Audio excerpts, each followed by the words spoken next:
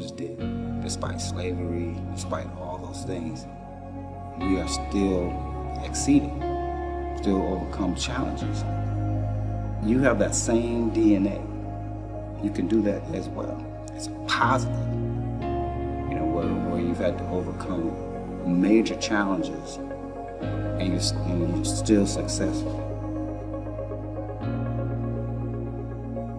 So I, one time a week, and sometimes with volunteers who work with me at my organization, come here and trade our labor, our work, for a car full of fresh produce that we then take into our community that we give away in our neighborhood. We have on the front lawn of our space what we call the community cart. It's a mutual aid space. So it's set up, it looks like a produce stand. It looks like a roadside produce stand. And everything we put on that is for anybody who wants it. So it is a free space. And so people give to the space and people take from the space. So it's a constant flow into it and out of it. For us, this actually started because of COVID. And in those very early months of COVID, you might remember that we had two things happening. One, food became a quick issue for a lot of people who lost their jobs, lost their work. At the same time, we had local farmers who had this abundance of produce and they had nowhere to put it.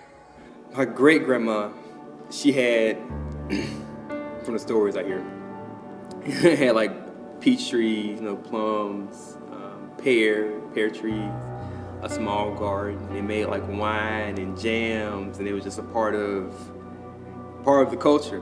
Just like people just knew how to do all of it because they came from the plantation, from farms and stuff. And then you go and just walk that neighborhood, you would see other people who got peach trees and plum trees and gardens.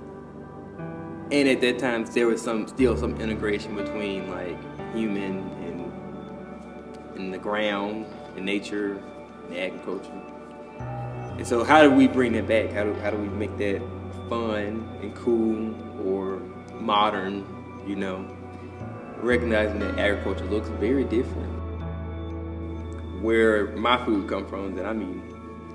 And so, it's a real disconnect between, nature, agriculture. How do you get folks involved in the development of their community, development of the economic engine that drives everything.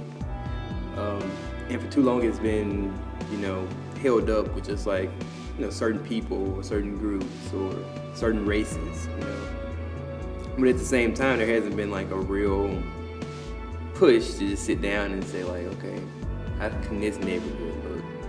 How can this neighborhood look? How can this neighborhood look? We also need to be training the next generation of farmers too. And so there's a need for workforce development to train folks to build new farms and the farms of the future, while also assisting on those ones who already are here and present. Where do you fit in this puzzle? And how can we really chart a realistic plan how we're going to really improve and transform our community if we can? But at the same time, we also got to have real opportunities for folks to have work-based training, to have mentors, but also, most importantly, to get paid.